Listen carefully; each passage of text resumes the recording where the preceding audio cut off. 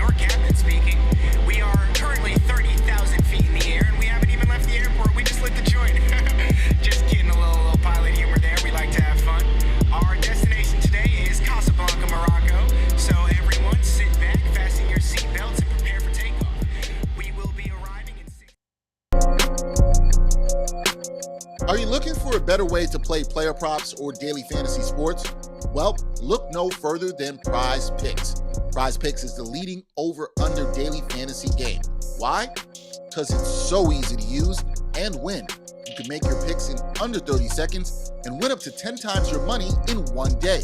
Right now, we have a special offer for our viewers and listeners of the 7-Footers podcast. All you have to do is sign up now and use the promo code 7-Footer, and Prize Picks will match your first deposit up to $100. Yep, that's right. They'll match your first deposit up to $100. So, join the over 150,000 others who found a better way to play and download the Prize Picks app today.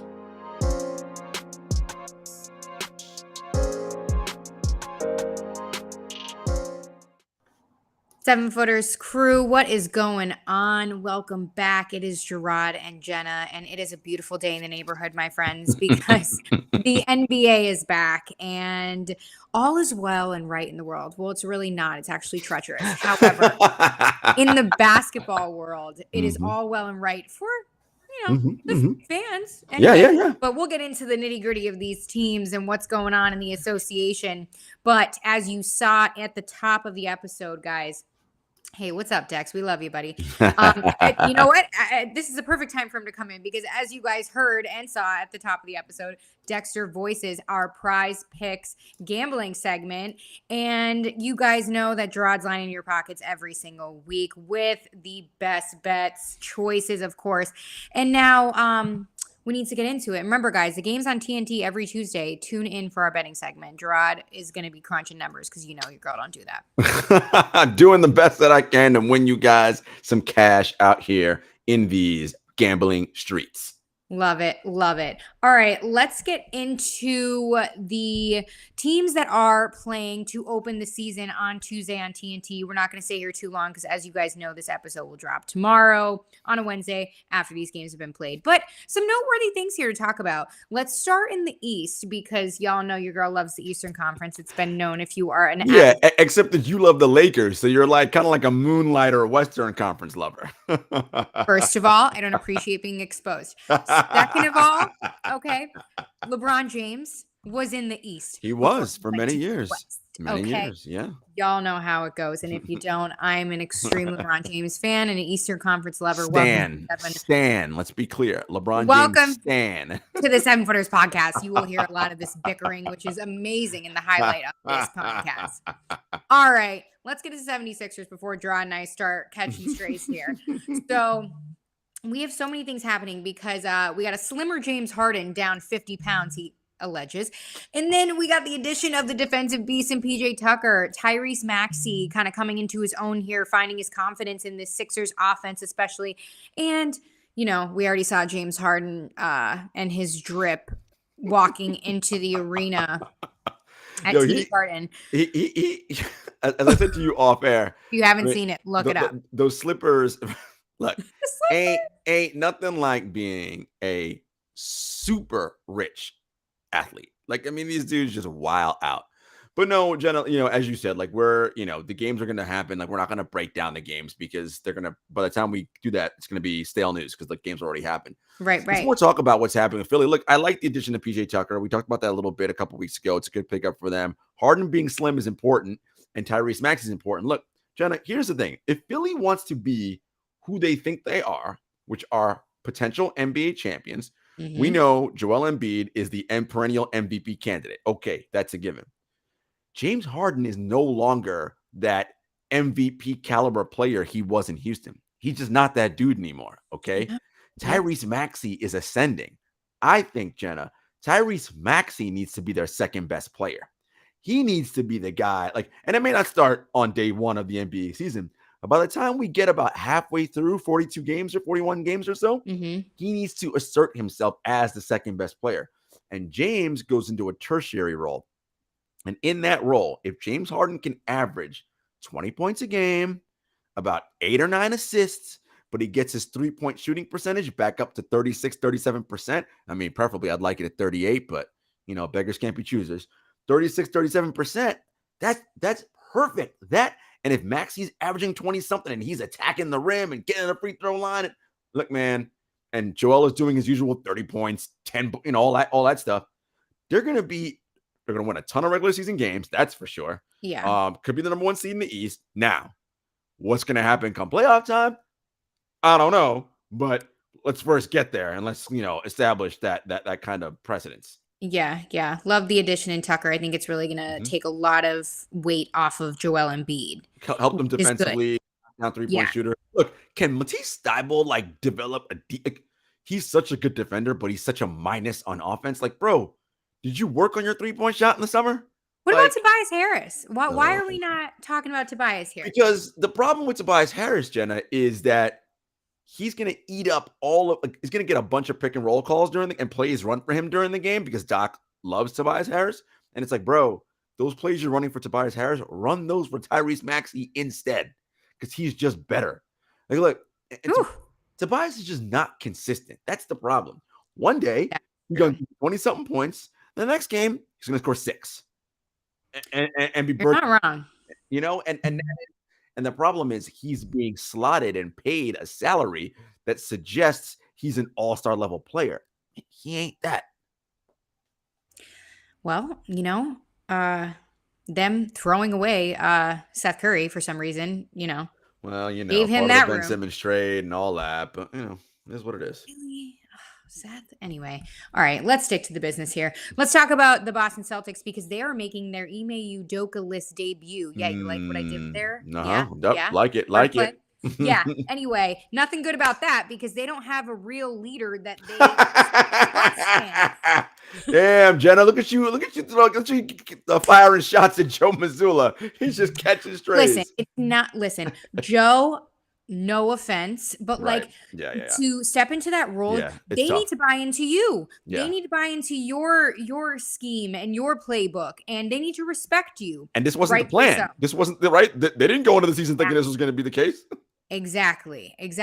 So, he's got a lot to prove. And you know what? Don't be surprised if they go through a lull early on and everybody's like, oh, I'm going to fire Joe. Got to get him out of here. And there he goes. There's his job. I mean, he's going to be another Matt Rule. Sorry, I'm crossing leagues here. Well, I mean, Matt Rule probably should never gotten that job in the first place. If we're being honest, let's call it what it is. Look, here's the reality, though. Podcast. Here's the reality, though. They still have Jason Tatum and Jaylen Brown, right? So, I mean, and Marcus Smart and Malcolm Brogdon, right? And now, huge get in Malcolm Brogdon that we are all sleeping on, not us, but you know what I mean. And Grant Williams, what's going to hurt them, though, Jenna, is Robert Williams missing. I mean, he's going to be out for at least the first 8 weeks of the season, possibly more. First half of the season, apparently. What the hell? This is the number 1 defense last year. This is going to hurt their defense because now we're asking a lot more of Al Horford, who's getting up there in age. And Al Horford, while an excellent defender, not as young and springy in the legs as Robert Williams, right? And so you tax Al Horford now. Well, energy is finite. It isn't like, I want to just go to the energy store and fill my energy tank back up. No. I wish. By April, Al's going to be gassed, right? Because you're having to play him a little bit more and their defense is going to take a hit. So they're going to, now again, because you got Tatum and Brown and Jason Tatum is that dude. Let's not get it twisted. They're going to win games because those dudes are that good, but you're going to see some step backs, I think, defensively from them. And it'll be a challenge. They have Blake Griffin.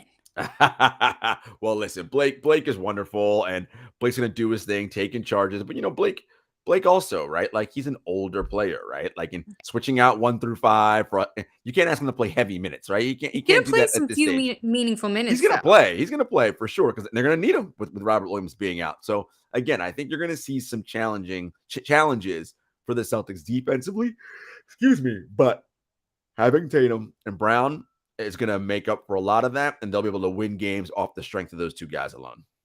100%. Really, I mean, I'm not worried about them from a player's standpoint or performance. It's more of that internal, you know, Yeah. gelling with this new coach and, dealing with, I'm assuming, going to be pressed in every single post game press About conference. yeah, About like if they lose 2 in a row. Well, do you think Ime? Oh man, yeah, oh, yeah. man. It's Yeah. gonna be Look some at stuff. them. Unbelievable. Hey, let's remember here that Gerard's least favorite thing is that the NBA is 84 games long. So, Oh, 82. all Yeah, right. it is. It's too long. 82. I'm Too sorry. too long of a season. Too long of a season. We gotta listen. I said forever. Let's cut it to 58 games. It'll be way better for everybody. But it's all about that money. You know it. You know it. That's right. All right, let's shift over to the West and talk about the Los Angeles Lakers. Why? Because it's fun.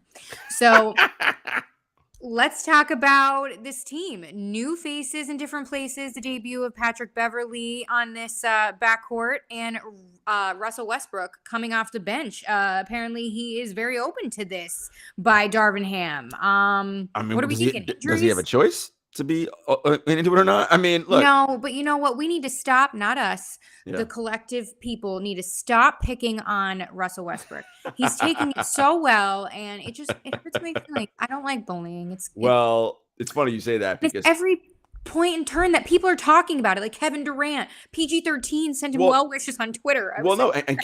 Kevin was on his podcast and said, the discourse around basketball discussion has gotten toxic to this point. He's like, if you want to criticize somebody's on-court play, that's one thing, but he thinks that's going a little too far with Westbrook, where they're talking about everything that goes wrong is Russ's fault. And I will say, look, as you know, I am not the biggest Russell Westbrook supporter, right? But I limit my critiques to his game. I don't critique him as an individual. Now, my issue is that taking him out of the starting lineup, that's smart. They should do that because when he's on the floor with with LeBron and AD, Jenna, if he doesn't have the ball, what is he doing?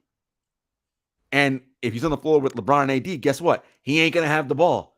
So I think it's actually better to have him lead that second unit, right? And come off the bench and do that and see how that plays. I think it's much better because Pat Bev and those guys are much better at being able to facilitate around LeBron. I mean, LeBron, for all intents and purposes, is the de facto point guard, right? Like he runs the show. So I think it's just much better. And those guys know how to play off him. Russ has never been good at playing off of a ball dominant person. Everyone says, oh, but he played with KD. I'm like, yeah, but if you look at it, Russ is the one that had the ball all the time, right? KD being such an efficient scorer, you can just throw in the pass once and he can just shoot it and score. It's very different, right? So I think that this is probably the better move. We'll see how it all plays out. But right. Look, Jenna, for this team, as I've said in the past, this comes down to health.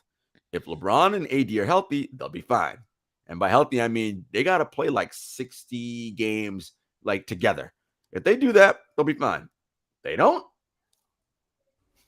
Absolutely. Speaking of injuries, Dennis Schroeder there getting surgery on that hand. Yeah, and that's tough because he's brought in for point guard depth. So that may mean Russ is going to be on this team a little bit longer than they probably intended, right? If Schroeder hadn't gotten injured. So yeah, and maybe Russell he'll play so well that second unit they'll say, you know what, this will work. We'll be fine. We'll see. That's what I was thinking. Maybe he plays his way back into the first unit. You never know. It depends on everything. I doubt it because he has to change his game, that's not. He hasn't done that. But you know what they say: necessity is the mother of invention. So we'll see. We'll see what happens. But AD, it's a big year for AD. Big prove it year for him. Can he stay on the floor? Look, this is a guy 2 years ago. We were like, is he the best player in the league? Maybe, possibly. Right. So, I mean, conversations at one point. Right. And now look how he's fallen in the past 2 years. So this is going to be big for him. So, yeah, look, Philly, Boston. I'm not really sure about the Lakers. I'm going to TBD on them. But the first two teams we mentioned for sure in the mix to win a championship. And then, of course, the team they're playing tonight. The reigning champion Warriors. Yeah, they're playing the Warriors on their home court. It's their ring ceremony. We mentioned that in the gambling episode. And it is the official debut of the aftermath of the Draymond Green punch to Jordan Poole. You guys know we went over this. The tape was leaked, all that. Now Draymond comes out today and says that he's had cameras in preseason and he's dropping a little series of sorts. I don't know. I just saw him passing right before we started recording this. But #new media Draymond. Anyway, sticking to the business, let's talk about this really quick because since the last time we spoke to you guys, Poole and Wiggins were extended. Y'all remember the post-championship video? You're getting a bag. No, you're getting a bag. Yeah, we're getting bags. I didn't get one, so not everybody got one, but these two did. So good for them, getting paid. Yeah. And Poole, good for you, honey, the way you played that. Kept quiet, got your money.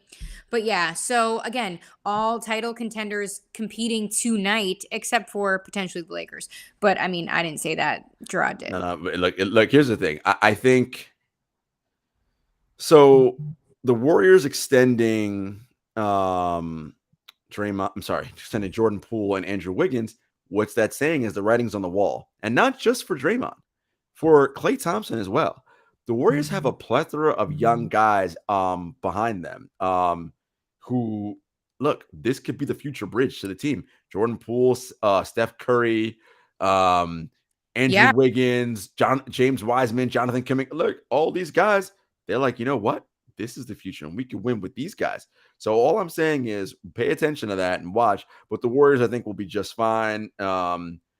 You know, this is the Draymond beef. I think is going to be interesting to see how it plays out internally. I think Steph being who he is and the culture of the Warriors is so great.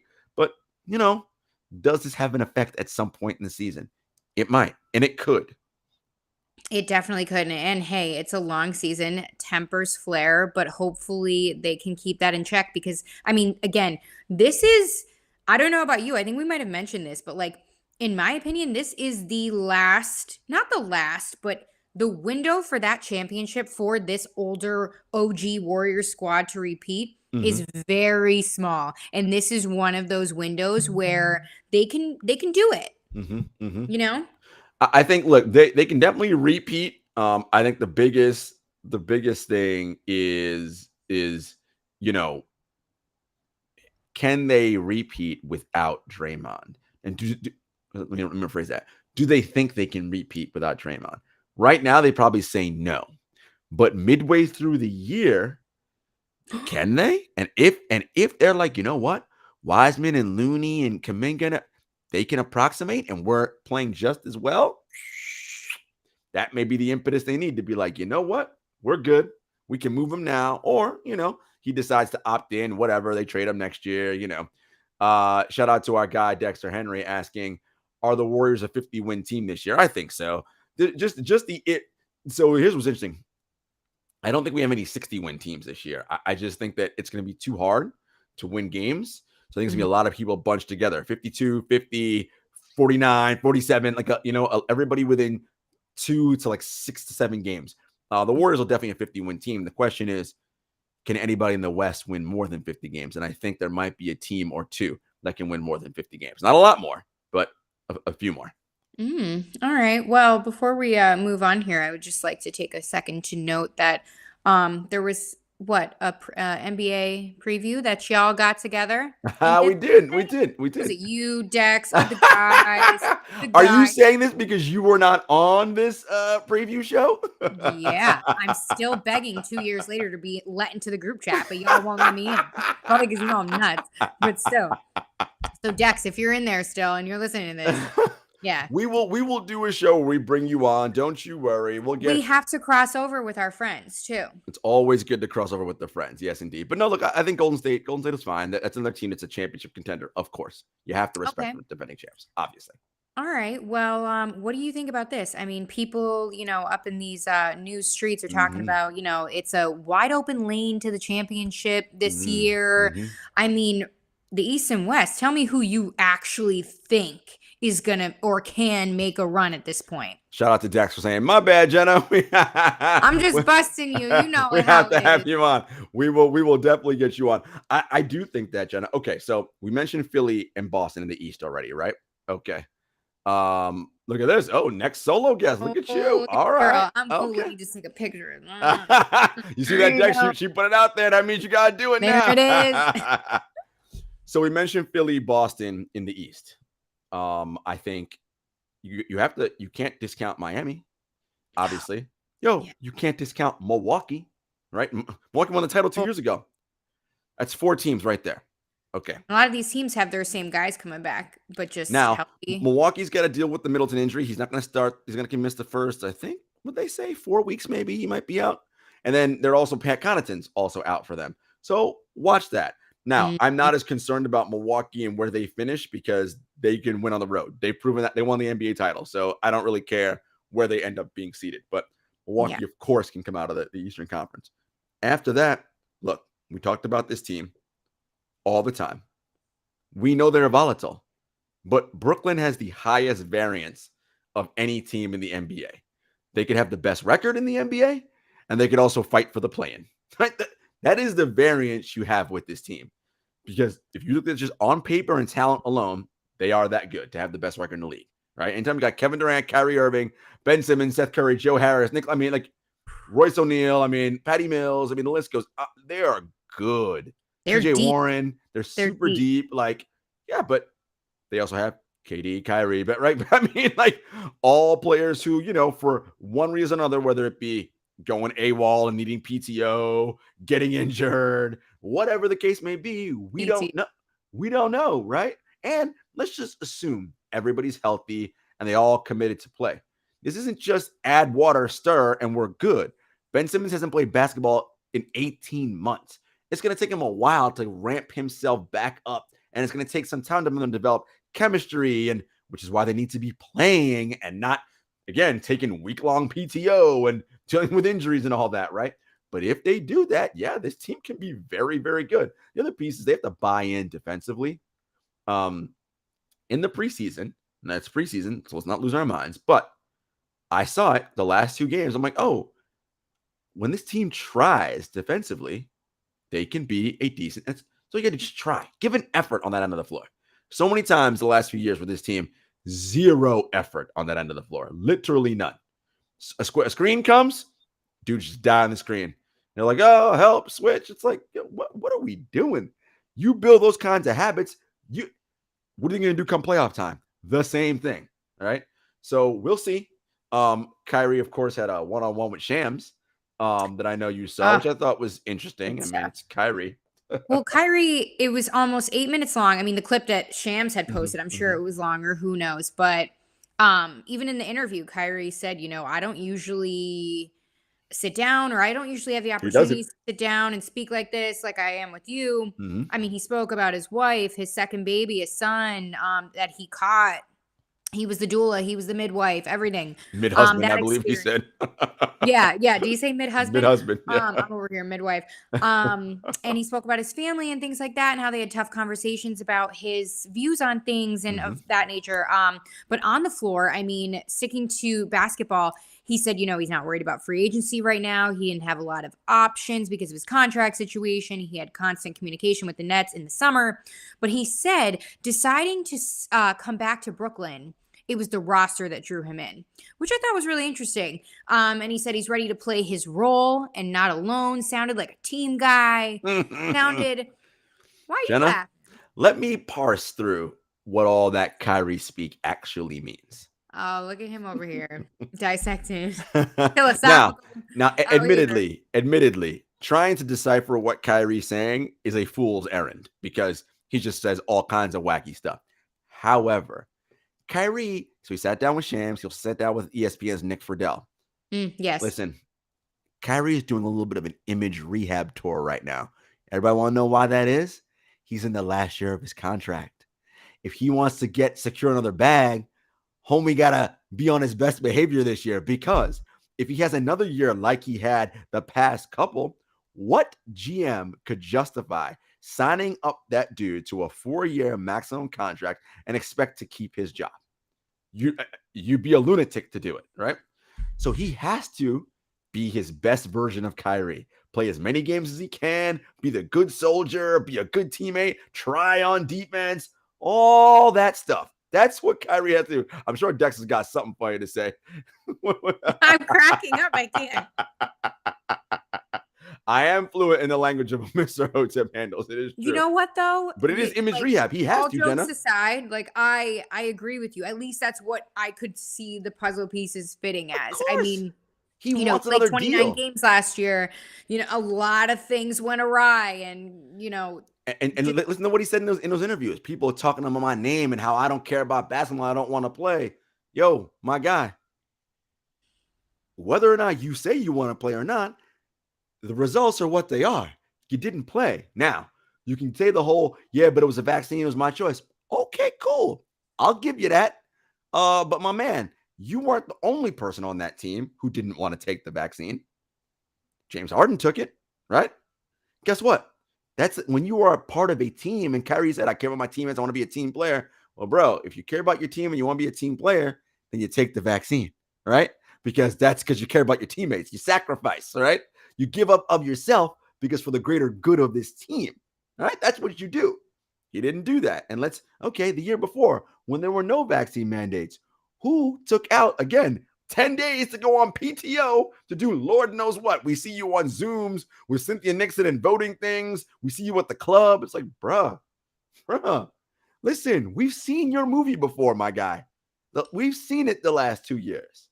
So this season, right now, you got to show you care. And of course you're going to, because you want to get that bag.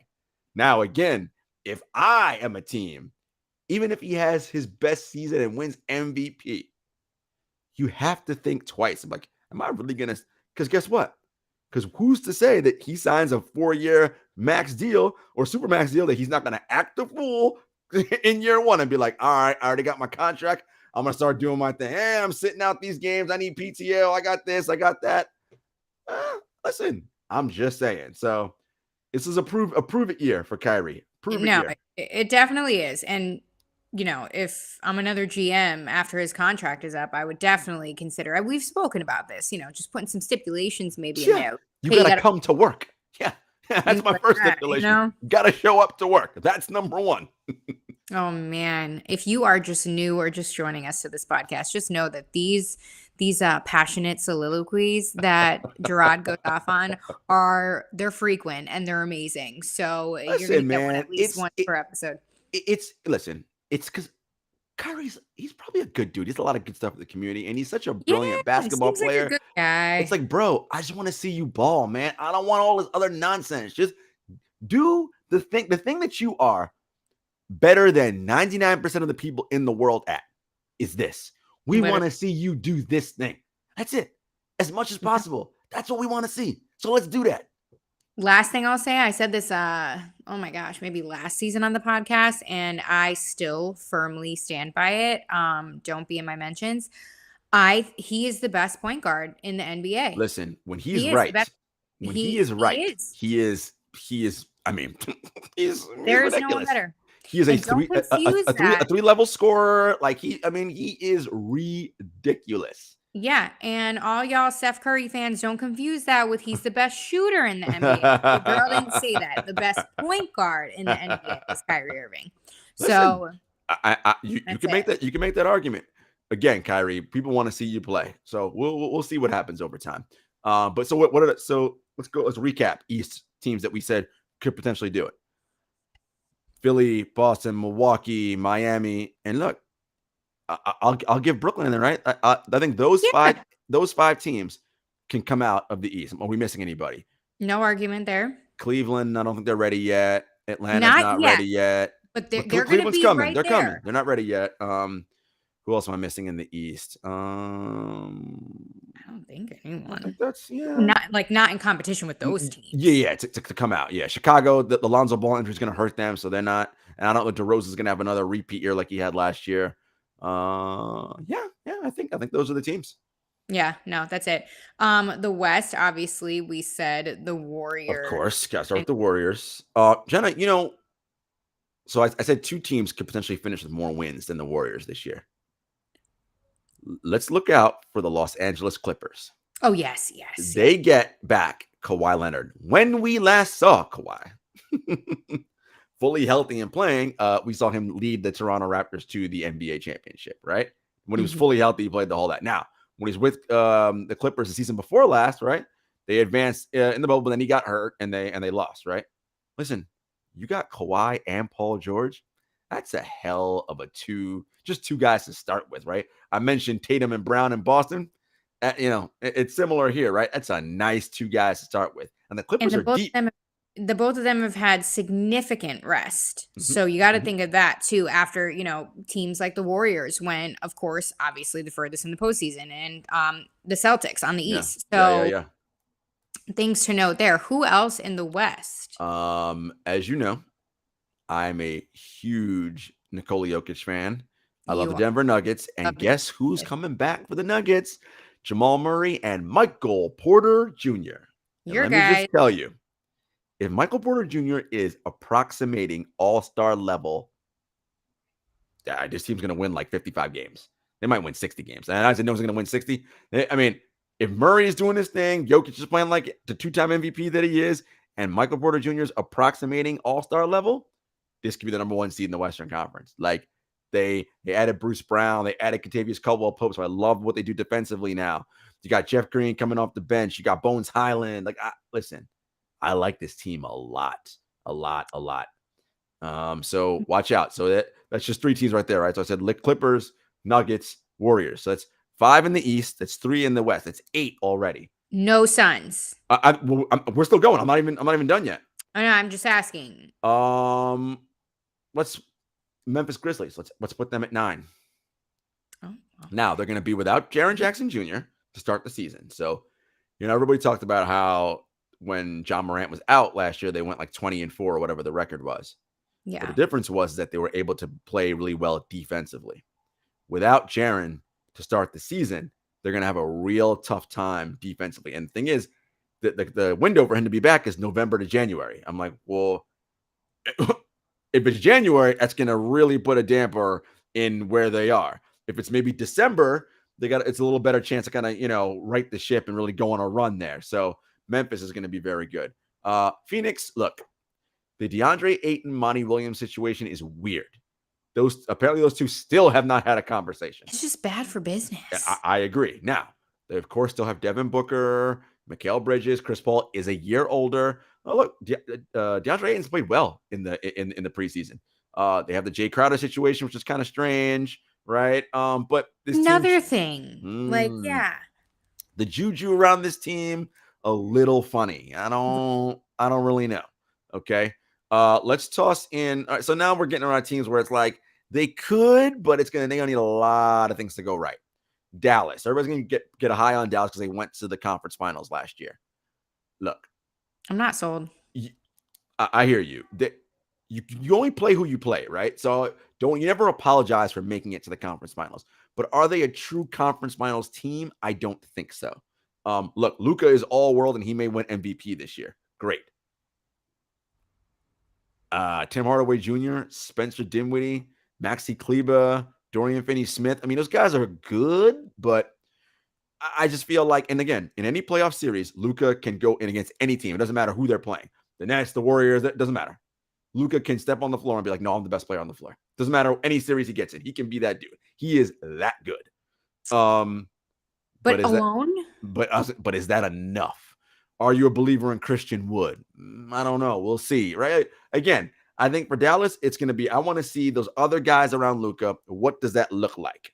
And what is that? So I don't think Dallas has enough to be an NBA champion. But as our boy Brian Fonseca pointed out on the show we did with the guys last night, they have pieces to trade, tradable contracts, and draft picks. So they can make a move and get a second person in there to help Luka, which could, really do some things.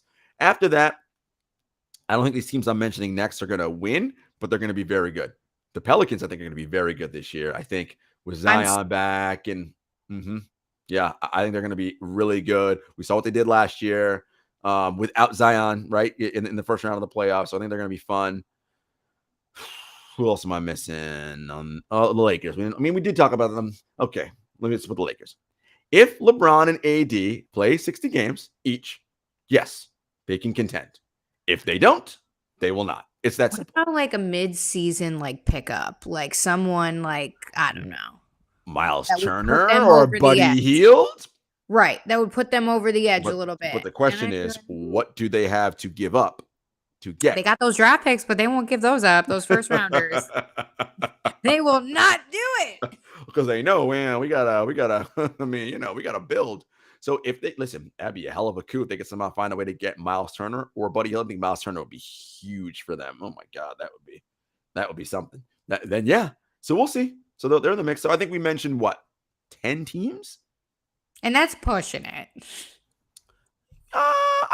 Let me go through the list again. I think I'm going to pull the list up right now. I think Would you say the East is much deeper than the West? It's tough to say who's deep. Like, is it harder to get through the East? I think it's hard to get.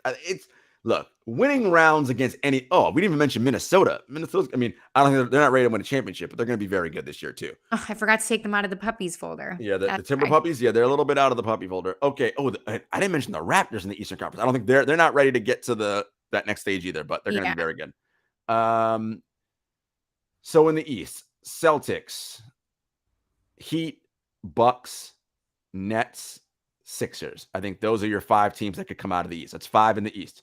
In the West, Nuggets, Warriors, Clippers, and either the Suns, the Lakers, if healthy, right? That's 10 right there. That's Grizzlies, 11. So let's say you take out the Suns because you don't like their juju, or you take out the Lakers. With the Grizzlies, that makes 10. 10 teams, I think, have a chance, can say right now today, we're going for it. Now, here's the other piece about this. What these teams look like on October 18th isn't going to be what they look like on April 1st. So exactly, trades can come, injury, all kinds of different. Somebody can emerge on the roster, and you're like, "Oh my God, we didn't know this guy was this good." All kinds of things can happen. So, but as of right now, those 10 teams I think have legitimate shots to come out of their conferences. We shall see. Like we always say, it's a make or miss league, and it is ever changing. Okay. I mean, we got a lot of games, a lot of injuries piling up. We hope not, but unfortunately, it's inevitably part of the game. Happens every year. And it is what it is. So these teams are going to look very different in a matter of weeks. It's just inevitable. So we shall see. Y'all know what to do. Stick with us. This is the season kickoff. Remember, every Tuesday, tune in early. We have our betting segment for our TNT games. And y'all know what to do. Subscribe, like, share, tell your friends. Leave us a comment, a rating. Yeah, leave comments. Be kind. We like that, man. Apple, Spotify, Stitcher, SoundCloud, YouTube. All that jazz at 7 Footers Pod, at 7 Footers Podcast, at JS Hector, at Jenna Lemoncelli, all that good stuff. And until next time, happy NBA opening night. See you next time. Peace.